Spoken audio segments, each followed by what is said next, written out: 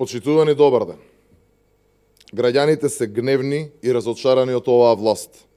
Граѓаните едве чекаат оваа расипничка и ненародна власт да замине, за да си ја вратат државата и за да почне да се решаваат нивните маки. Активностите во рамки на разговори за обнова на Македонија покажаа дека граѓаните не гледаат и не очекуваат никакви решенија од Зоран Заев.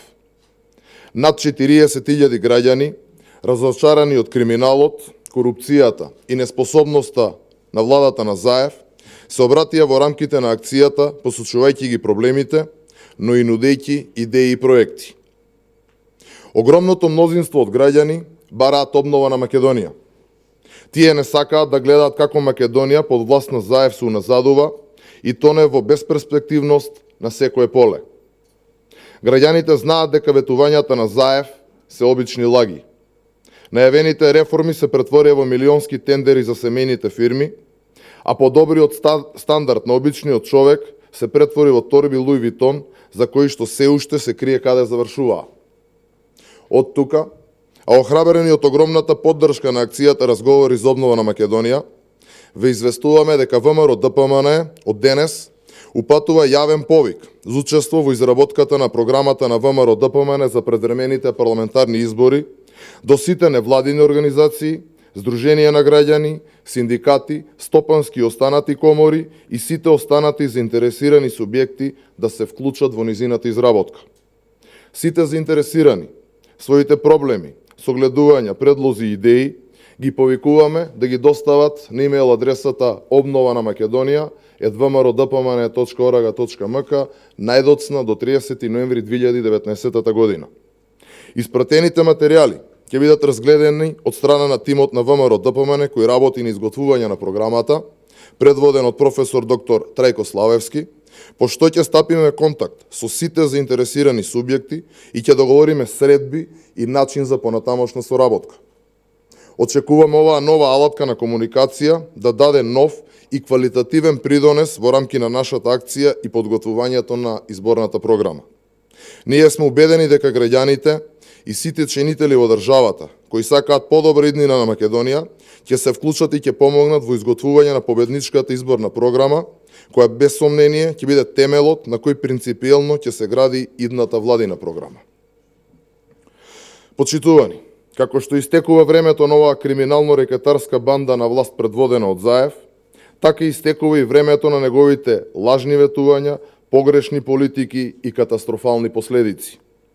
Доаѓа времето на обновата, која Заев ќе го прати во историјата и ќе донесе нов потик на развојот и напредокот на Република Македонија.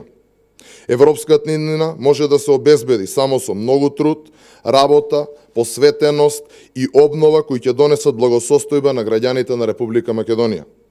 Заев заминува заедно со куферите Луи Витон, заедно со сомнителните тендери, заедно со принципот евро за вицето. Доаѓа времето на прогресот, кој заедно со граѓаните и нивните идеи ќе го обезбеди ВМРО ДПМН и коалицијата Обнова на Македонија. Ви благодарам. Прашања? Со кого лидерот на партијата Христијан Мицковски, со кој од лидерите на албанските партии имал досега средби, зашто се разговарало и со кого се сретнал во Битола со некој од лидерот на партијата?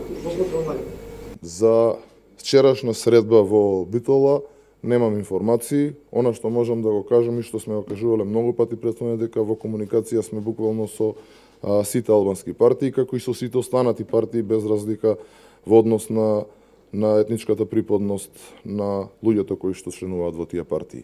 И сметам дека тоа е нешто нормално, кое што треба да го правиме во едно плуралистичко општество. На сите тие средби нормално дека најактуелно за што се разговара се предвремените парламентарни избори. Во однос на било каква соработка, приближување на ставови, се разбира како што сме кажале многу пати во минатото, се базира и ќе се базира исклучиво на принципиелно договарање и принципиелна политика. Пазарења, задкулисни игри и слично, значи не доаѓаат во предвид. Кога ќе имаме нормално некои информации за кои што ќе треба да информираме јавноста, ќе го направиме тоа благовремено. Пратеникот Тартан Груби пред неколку дена излезе со изјава дека на лидерската средба било договорено доколку процедурите за членство во НАТО не завршат до февруари, изборите што се договорени 12 април да бидат одложени. Дали имаше таков договор на лидерската средба и дали за ВМРО-ДПМН е припатливо изборите да бидат одложени поради членството? За ВМРО-ДПМН никакво дополнително одлагање на изборите не доаѓа во предвид. Не сум ја видел изјавата на Груби, претпоставувам можеби дека е некое недоразбирање, бидејќи на средбата воопшто не стана збор за такво нешто, напротив, се разговара од кога се договори дека 12 април ќе биде датумот на кој што ќе се одржат првите парламентарни избори, се проверуваше можноста доколку е потребно собранието да донесе последната ратификација на спогодбата, односно договорот за пристапување кон НАТО, и се разгледа варијантата доколку во тој момент, нели се касни, доколку во тој момент веќе собранието е распуштено, можноста за наново да биде свикано, и бидејќи на самата Србија имаше и експерти, односно професори од правен факултет, истото го потврдија, бидејќи веќе во 2016 година имаме воспоставено таква пракса и Уставниот суд има донесено одлука со која што нели во итни, неодложни и останати ситуации е дозволено собранието да се врати и да гласа за такво нешто. Така да одлагање било какво од било кои причини на изборите за 12 април не доаѓа во предвид.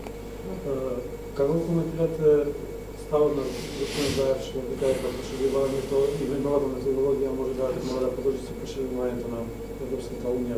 Може на статус че кој е вашиот став за тоа? Не ве разбрав, извинете. Значи, новата методологија за проширување на Европската унија мора да биде во скоп на тоа и заедно да се спроведува исто така и проширувањето, што значи можеме ние да бидеме дел од да почнеме преговори така натаму и јако се прави нова методологија за проширување. Кој е вашиот став?